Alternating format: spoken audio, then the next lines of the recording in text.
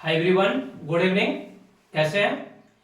आज हम आपको बताएंगे कर्नाटक वार कि कर्नाटक युद्ध क्या था और इसके पीछे मूल कारण क्या था। तो आइए हम जानते हैं।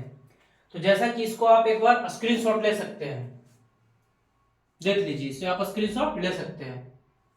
अब इसके बाद आपको बताते हैं कि कर्नाटक युद्ध क्या था और इसके पीछे ऐसी क्या स्थितियां बनी जो कर्नाटक युद्ध हो गया। तो आइए देखते हैं। जो कर्नाटक युद्ध था मेरे भाई, यहाँ का युद्ध नहीं था। सबसे पहली बात जानना है, होता यह युद्ध यही है भारत में ही, लेकिन इसका जो मूल कारण रहता है वो कुछ और रहता है। अब वो क्या रहता है यही बताना है।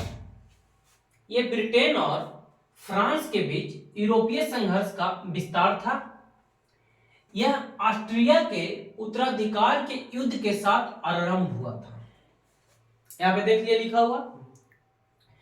एक्चुअली होता क्या है, ये ब्रिटेन और फ्रांस, तो यूरोप में क्या होता है, ऑस्ट्रिया एक देश है, वहां पे उसका उत्तराधिकार का युद्ध स्टार्ट रहता है। और जब ये उत्तराधिकार का युद्ध रहता है तो वहां पे ब्रिटेन और फ्रांस आपस में लड़ते रहती है उत्तराधिकार के लिए।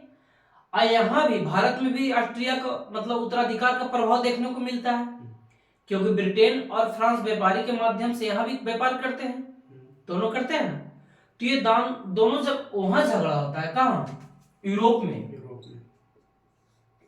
और जब यूरोप में इस दोनों का झगड़ा होता है तो उम्मीद है कि भारत में भी झगड़ा हो जाएगा, हो जाएगा ना। क्यों? क्योंकि देखो, जैसे कि कोई फैमिली आपका है, दिल्ली में रह रहे हैं तो यहाँ झगड़ा है, तो उम्मीद करते हैं कि घर पे भी झगड़ा हो जाएगा। तो सेम ही वही होता है, यहाँ पे दोनों आपस में शक्तियां भारत में लड़ जाती है। लेकिन अब यहाँ पे दिमाग में आया होगा कि भाई साहब, ये तो यूरोप में लड़ रहा है, तो ये कर्नाटक तो भारत में है। दिमाग में आ रहा होगा ना, स्वाभाविक से दिमाग में आना भी चाहिए। अगर नहीं उठ रहा है तो समझो कि पढ़ाई नहीं हो रहा है। हर क्वेश्चन उठना चाहिए दिमाग में, क्योंकि एक मनुष्य का एक प्रवृत्ति है कि हर क्वेश्चन उसको दिमाग में उठना चाहिए। भाई क्यों हुआ ऐसे? जब ऑस्ट्रिया का उत्तराधिकार यहाँ पे हो रहा है यानी यूरोप में हो रहा है मेरे भाई, तो उसका प्रभाव भारत में कैसे दिख रहा है? क्यों भाई? भारत में भी तो था साहब। इसका प्रभाव देखो, भारत में था। अब भारत में क्या कर रहा था, लोग व्यापार कर रहा था, तो चाहता था कि व्यापार जो है, हस्तक्षेप, अपना ज्यादा से ज्यादा हस्तक्षेप यहाँ पे कर्नाटक है ना करे। बात को समझा? तो अब सोच रहा कि व्यापार यहाँ ज्यादा हस्तक्षेप करे, लेकिन कर्नाटक में भी एक समस्या उत्पन्न था। ये भारत में हर समय समस्या उत्पन्न था उस वक्त, मुगल काल में भी। क्या था? उत्तराधिकार का समस्या। औरंगजेब के समय में भी दारा सिक्कों से झगड़ा होता है, यहाँ भी उत्तराधिकार का समस्या। यानी कर्नाटक में भी जो नवाब थे वो भी आपस में उत्तराधिकार के लिए झगड़ा कर रहे थे, यानी लड़ाई झगड़ा कर रहे थे। तो एक कहावत है गांव में, घर फूटे गंवार लूटे। मतलब कहने का मतलब है कि जब आपसी झगड़ा होता है तो बाहरी मजा ले लेता है, ये बात ध्यान रखना। आपस में दो बार गोतियां झगड़ लो, देखो बाहर में तुरंत फिरकी लेने आ जाएगा, क्या हुआ भाई, तुरंत मजा दम लेने लगेगा, अपना घर को नहीं देखेगा। तो सेम केस हुआ यहाँ पे हुआ। अब क्या हुआ यहाँ पे कि जब ऑस्ट्रिया का उत्तराधिकार यहाँ पे लड़ रहा था और यहाँ पे व्यापार के माध्यम से जा रहा था, समझ में आ रहा है ना कि जल्दी जल्दी हो रहा है थोड़ा सा। अब व्यापार के माध्यम से यहाँ पे सोच रहा था कि यार ना, हम भी यहाँ पे ज्यादा से ज्यादा कब्जा करेंगे। अब इसको मौका मिल गया। क्या मौका मिल गया? कब्जा करने का नहीं, हस्तक्षेप करने का। हस्तक्षेप कैसे करेगा? देखो,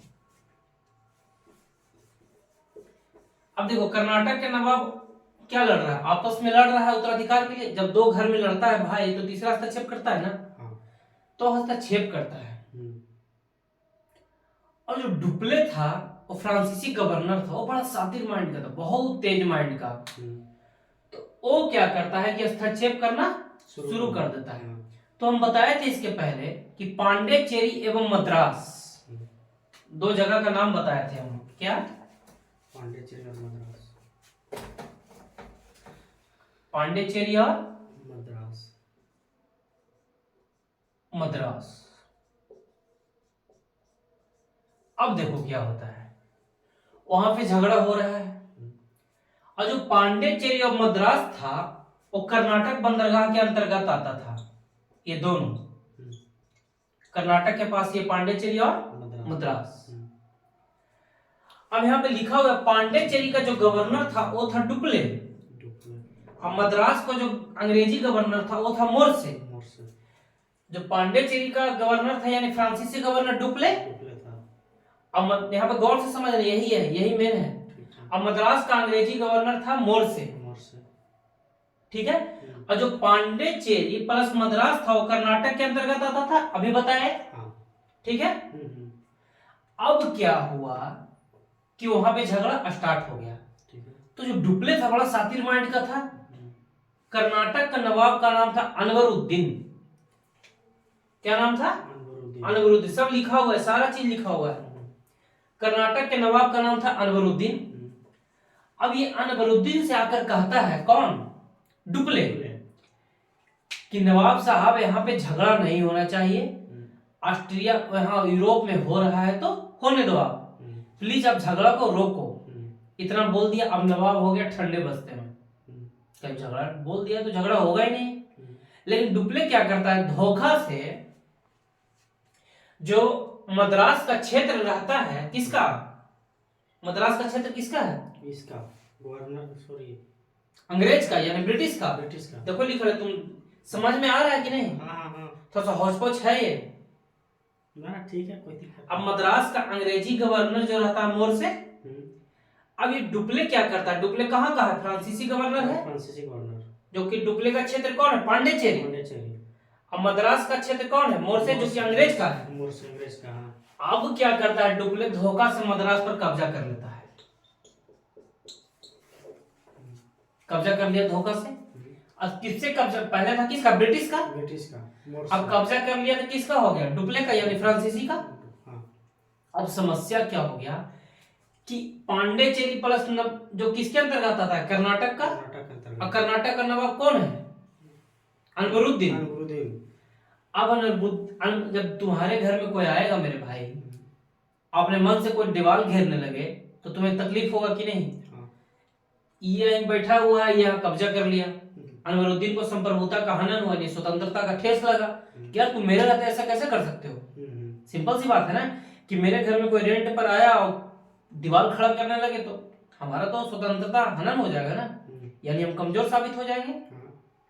तो अब क्या हुआ कि ब्रिटिश अब क्या करे, गया ब्रिटिश किसके पास? अनवरुद्दीन के पास। बंगाल वाला पास। बंगाल कहाँ है? यहाँ पे चल रहा है कर्नाटक। कहाँ ध्यान है भाई? कर्नाटक। तुम गौर से सुनो स्टोरी को।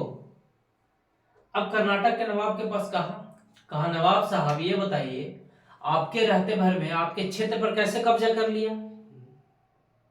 तो अनवरुद्दीन कहा हाँ भाई सच बात है, कैसे कब्जा कोई कर सकता है? आपके रहते भर में कैसे कोई कब्जा कर सकता है? तो अनवरुद्दीन कहा फ्रांसीसी गवर्नर डुप्ले से कि भाई यहाँ पर से ये तामझाम हटाओ, मद्रास को खाली करो। लेकिन डुप्ले मना कर दिया, कहा हम खाली नहीं करने देंगे, जो करना है जो कीजिए। क्योंकि डुप्ले शातिर माइंड का बहुत था, वो जानता था हर चीज को बहुत दूर। अगर उसको नहीं पता है, अगर उसको नहीं बुलाता कर्नाटक के सेकंड वार के बाद, पता है वो कब्जा कर लेता भारत पे, ब्रिटिश नहीं रहता। बड़ा शातिर दिमाग का था। तो डुप्ले जो था कहा नहीं खाली करेंगे। अनवरुद्दीन को आ गया गुस्सा। अब अनवरुद्दीन क्या किया कि अपने बेटा, तो कोई स्क्रीनशॉट ले लो ठीक है, महफूज खान को कहा कि जाओ फ्रांसीसी क्षेत्र जो है उस पे हमला करो।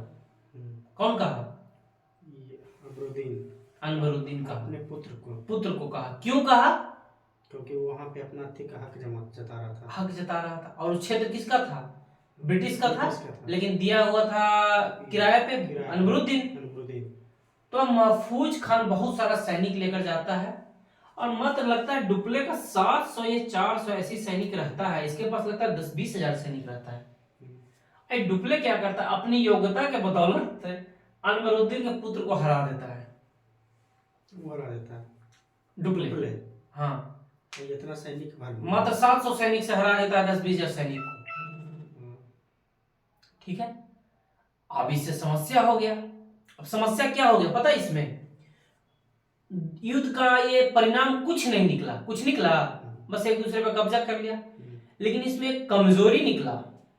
और क्या कमजोरी निकला? इसके प्रति हाँ, अब तुम्हारा डिब्बा खोल रहा है। ये भारत का जो शासक है इसका असली कमजोरी पता चल गया कि भैया ये कुछ नहीं है। 700 सैनिक, वो भी पता है 700 में 400 भारतीय सैनिक रहता है उसके तरफ डुप्ले के पास। हाँ, और 300 मात्र फ्रांसीसी रहता, हरा देता 700। डुप्ले को लगता है कि अरे यार ये तो भारत को भी अगर सैनिक को प्रशिक्षित किया जाए ना तो भारत भी कम नहीं है। तो टीपू सुल्तान प्रशिक्षित करता है, बड़ा सियाना टीपू सुल्तान, बहुत खतरनाक टीपू सुल्तान रहता है। और कहता है उसको सहायक संधि स्वीकार कीजिए, हमारा अधीन स्वीकार कीजिए। टीपू सुल्तान कहता है डेली मरने से अच्छा है कि एक दिन मर जाए हम लड़कर।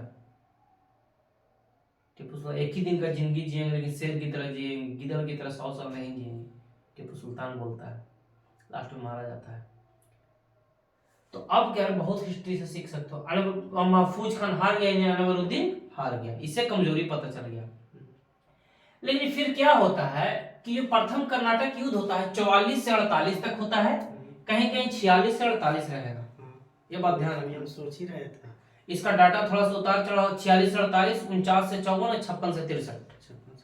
कर्नाटक एक्सला सापेल की संधि होता है पहला में, दूसरा में पांडिचेरी, तीसरा में पेरिस की संधि। तब इसमें क्या होता है, अब कर्नाटक अब ऑस्ट्रिया में जो उत्तराधिकार होता है वो वहां पे यूरोप में युद्ध समाप्त हो गया। अब जैसे ही वहां पे युद्ध समाप्त हुआ, जैसे यहाँ पे समाप्त हुआ, होना देना कुछ नहीं है, सिर्फ नवाब का कमजोरी का पता चल गया। अब वहां पे जब युद्ध समाप्त हुआ तो कोई भी युद्ध जो समाप्त होता है संधि के तहत समाप्त होता है। तो जो ये संधि हुआ था, एक्सला सापेल की संधि हुआ था, जिसे कर्नाटक का हाँ। अब एक्सला सापेल की जो संधि था वो भारत में नहीं हुआ था, यूरोप में हुआ था। यहाँ पे 2 क्वेश्चन बनता है, यही तुमको बताना चाहते हैं। एक सेंट थोमे का युद्ध है, तो पूछा जाएगा कि सेंट थोमे का युद्ध किसके और किसके बीच में हुआ था। तो कर्नाटक के नवाब अनवरुद्दीन यानी कर्नाटक और फ्रांसीसी के बीच में। बात को समझो, ये कर्नाटक युद्ध भारत में किसके किसके बीच में हो रहा है, फ्रांस इसमें थोड़ी लड़ रहा है।